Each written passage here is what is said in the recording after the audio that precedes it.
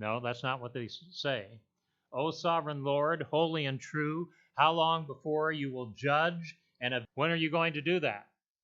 Now, that's kind of chilling if you think about it, because there are more coming. And in this 7th chapter, we see, starting in verse 13 of Revelation chapter 7, the second wave that comes. And when the second wave arrives, we have one of the most beautiful literary passages in the book of Revelation. Revelation more, the sun shall not strike them, nor any scorching heat.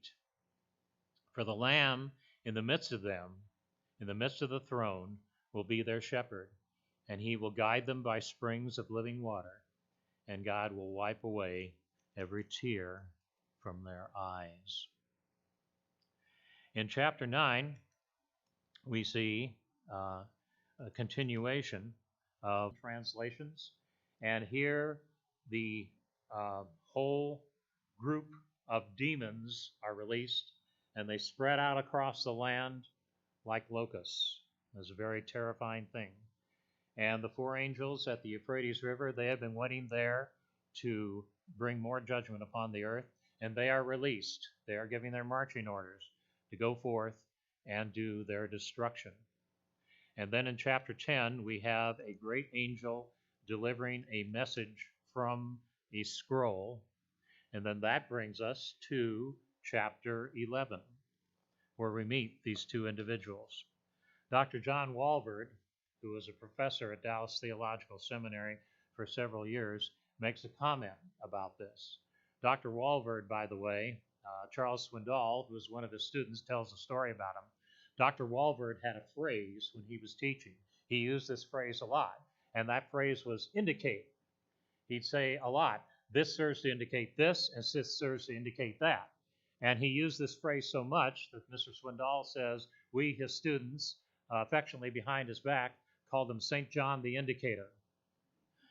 And Mr. Walvoord says, in introducing this chapter in his commentary, a righteous prophet is always a torment to a wicked generation.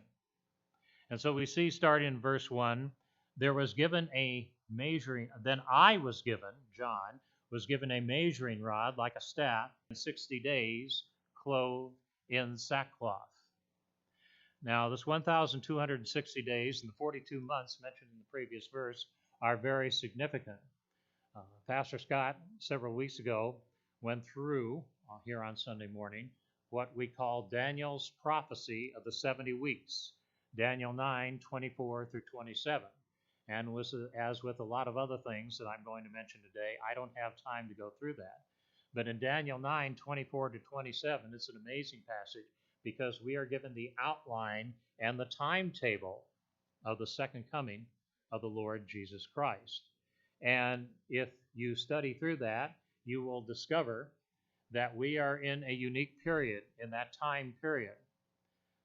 We are in the time period between the 69th and the 70th week, and that's us.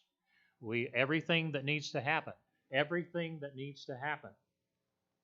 before the second